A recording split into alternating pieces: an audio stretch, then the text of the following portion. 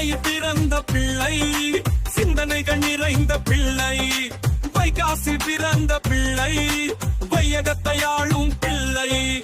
ஆனி மாதம் பிறந்த பிள்ளை, அறிவாளியாகும் பிள்ளை, ஆனி மாதம் பிறந்த பிள்ளை, அறிஞனாக ஆகும் பிள்ளை,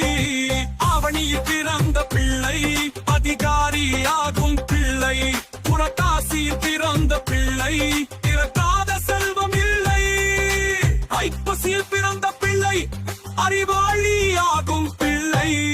மழையில் பிறந்த பிள்ளை, நேர்வழியில் செல்லும் பிள்ளை,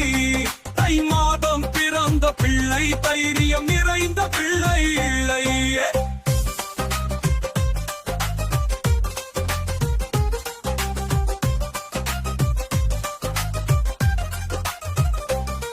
மாசி மாதம் பிறந்த பிள்ளை, மாமேதையாகும் பிள்ளை, முனியில் பிறந்த பிள்ளை, பாரதமே போற்றும் பிள்ளை, எந்த மாதம் பிறந்தாலும்